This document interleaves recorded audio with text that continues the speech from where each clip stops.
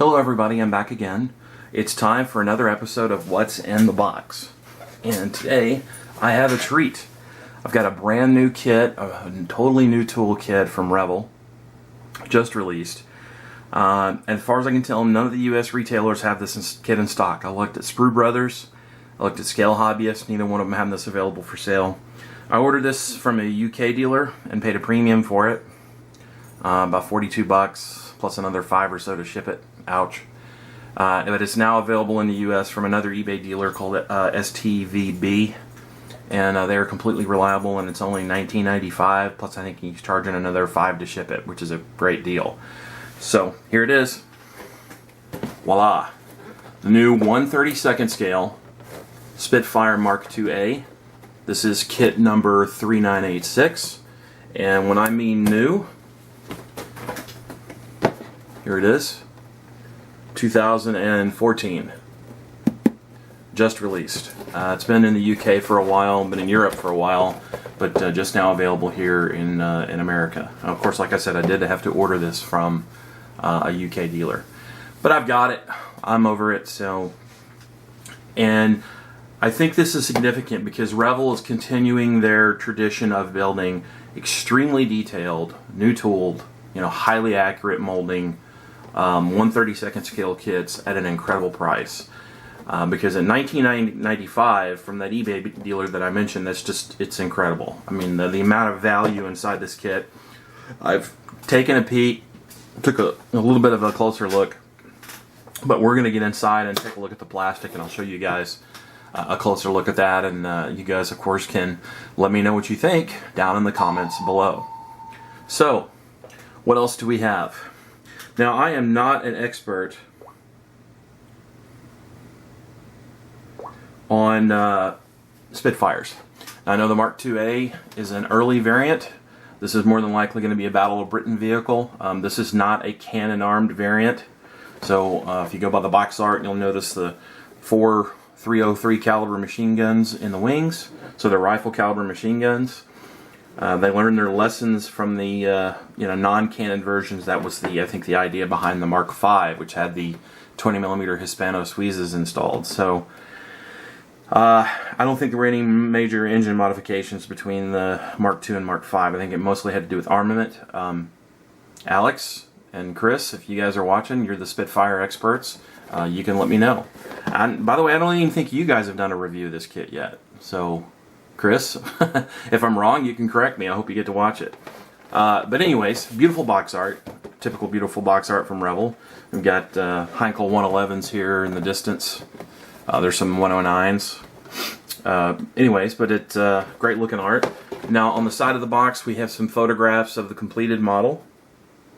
Looks nicely detailed from the interior of the cockpit and all that. Of course, this is new mold. Textured surfaces with finely engraved panel joints, detailed Mark IIA wings with machine gun openings, detailed cockpit instrument panel, separate cockpit ribbing, detailed seat suspension, detailed foot pedal control runs, separate cockpit door, detailed radiator, rotating propeller, detailed exhaust system, detailed undercarriage, separate cockpit glazing decal set for REF versions. And of course, has the color callouts with the Revell colors on the side there. So, and then on the other side of the box, we have 4 languages. We have a brief history of the aircraft. And then, of course, it says it's an unassembled model kit. I think we can figure that out, right? It is a side opener from Revell. So let's go through the plastic. In typical Revell form, the sprues are placed in bags with not a lot of protection. I'm not crazy about this arrangement, but Revell seems in their infinite wisdom to not listen to their customers and package the sprues individually so that they take a little better care in shipment.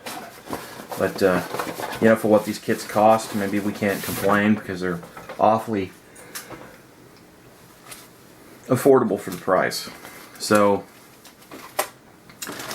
before we start, I guess let's take a look briefly at the instruction sheet. Here we go.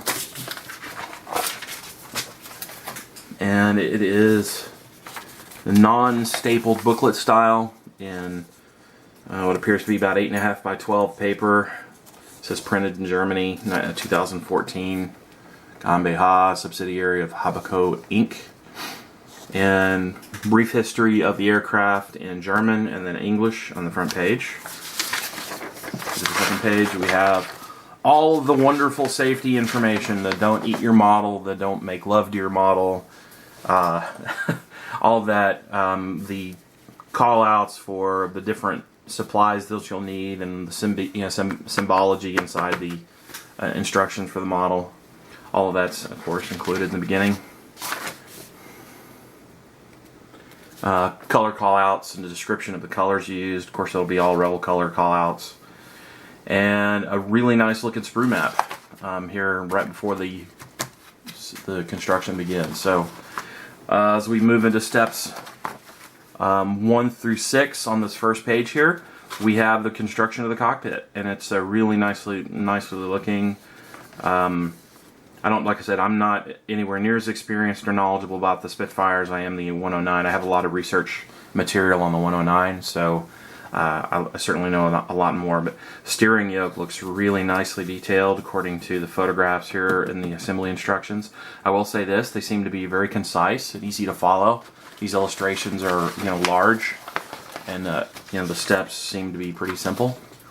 And so as we finish through cockpit construction, that continues all the way through steps 18, and then you begin putting, notice here, cockpit detail on the side of the fuselage halves. So this is going to be really super detailed. I believe it's a skill level 4. Yep, it's a skill level 4. Then in step 22, we have the assembly of the fuselage halves, wings, control surfaces, your ailerons, your vertical stabilizers, and all that, all the way through step 32. Wow, there's quite a few steps, but you'll notice there's not many operations to perform per step, so that's pretty basic. Assembly continues through the airframe. Here on 45 and 46, you're attaching the control surfaces, your ailerons, and flaps, and so forth. Looks like the control surfaces are posable. Kudos. Thank you for doing that, Revell. It's always a nice feature. As we go on the next page here, this is all assembly of devices on the bottom of the aircraft. Looks like radiator intakes, and then the assembly of the undercarriage on 55 through 60, and then the attachment of the undercarriage to the bottom of the aircraft. In 62, looks like we have the little door for the pilot to get in, and then ending at step 69, but here you have your fuselage, canopy assemblies. Prop assemblies are done last. And then, of course, the completed model, like I said, at 69. So 69 steps, that's quite a few. But the parts will be big, right? And then, of course, painting and marking guide. This one is from 19 Squadron Royal Air Force, Falmere, England, June 1941. So that's after the Battle of Britain. It's about a year later. And then there's another variant to choose from here. Number 65 Squadron Royal Air Force, Curtin and Lindsay, England, July 1941. So there's 2 options to choose from in the painting and marking guides. Let's take a brief look at the decal sheet since I have it handy here. And it's a beautiful decal sheet. Here it is. These are really nicely in register. And they're not shiny at all. The carrier film comes up right to the edge. Guys, these are some of the best looking decals I have ever seen. Printed in Italy. That would lead me to believe these are cartographed, no wonder.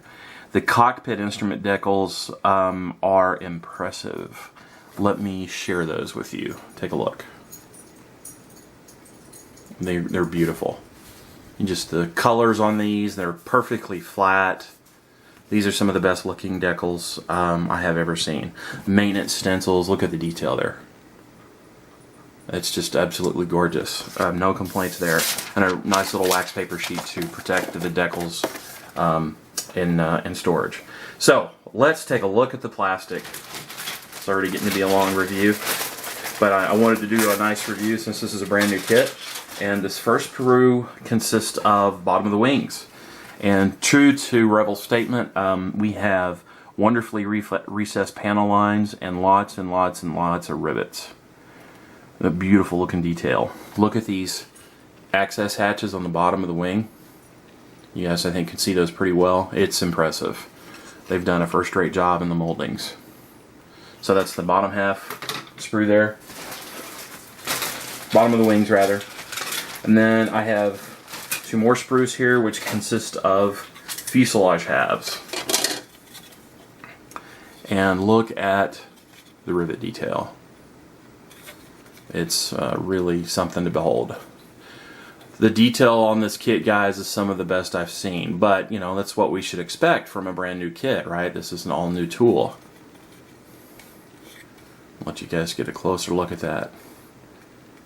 These bolt access here in the bottom of that engine panel. It's really something. The detail on that's spectacular. This is a mirror half of the other side. I don't think there's really any need to share that, since it's going to be identical to the other one. Let's see what else we have in here. We have the wing top halves.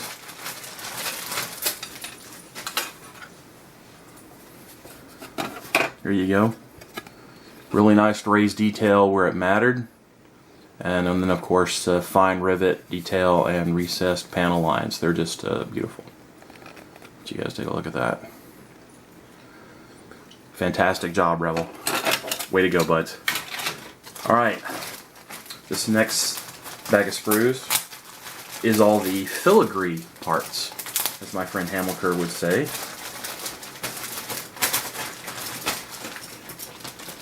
There's quite a few in here. Put these down.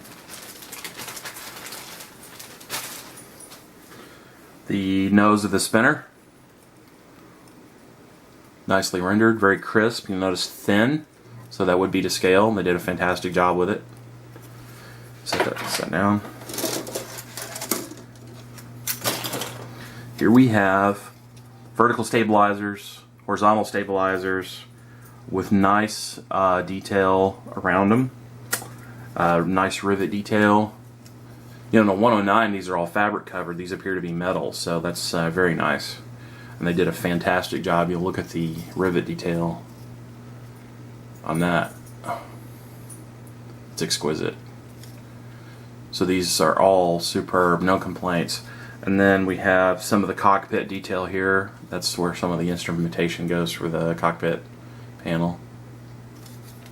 Here's the other side. There's no flash on these parts anywhere. They're super crisp. So, well done, Revell. Next sprue has some more control surfaces. This appears to be flaps, and wow, the control panel. And that control panel is a sight to behold. You guys should see this. And then even the radiator intake. Nah, there's some flash. I'll show you that, but it's nothing. It'll come right off. So, flaps, you know, or trailing edge slats, either way. Interior cockpit detail and controls here. I think you guys can see that. On camera focus. There we go. Some interior control detail. The seat back here. Look at the rivet detail. That's going to be the radiator intake. You'll notice there's a bit of flash here, so that's the first place I've seen flash in, but that's really thin. That'll come right off in a matter of seconds with your sharp hobby knife. But look at that instrument panel. Tell me that's not beautiful. Absolutely gorgeous. Some of the best detailed styrene instrument panel I've ever seen. Really quite good. There it is. So there's that sprue. Next sprue is so it goes on the bottom of the aircraft, and the exhaust. The exhausts are done in 2 parts. That kind of stinks. So you're going to have a seam to remove on the exhausts. That's kind of different. And then part of the undercarriage, you know, landing gear doors. But they do have really exceptional rivet detail on them. There's that piece here. This goes on the obviously goes on the bottom of the aircraft. But there's the exhaust. Not crazy how they did that in 2 pieces. So now you're going to have a seam to remove when you put those together. I mean, it's doable, but it's just, you know, another step, and I'm not sure quite why they did that. So I think in slide mold technology, they could have done that in one piece. There's the landing gear struts here. Still beautiful parts. Now this last set, I'm not going to take these out of the bag. I don't see any point really. This is the wheels and the propeller, and they're not weighted wheels. How hard is this to... You know what? I'm just going to go ahead and open it. I lied. I'm going to let you guys go ahead and see it. I figured I showed you all of them this far. So here we have wheels, the propeller blades. The propeller blades look nice and to scale. Look at that. They look quite good. There are your landing gear wheel. And finally, last but not least, we have the clear parts. And they are superb. They're beautiful. They are shiny and clear. There appears to be no magnification effect at all. You guys can see these. They have done a superb job.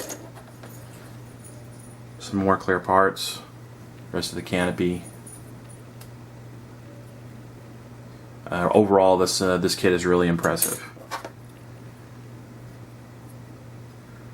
This looks like some... This is the gun sight. You guys can check that out. Come on, camera, focus. There we go. There's the gun sight. Oh, that's it. And that's all the parts. Surprisingly, not that many parts considering it's a 1/32 scale kit. But here it is, guys. The brand new tool. 1/32 scale Revell Spitfire Mk. It's a neat kit. Incredible value at 20 bucks. I will be posting a link to the eBay retailer that has these in stock in the US. That's only $19.95. I hope he understands I'm selling him some model kits. Anyways, thanks for tuning in, guys. Everyone have a good day. Take care. Bye-bye.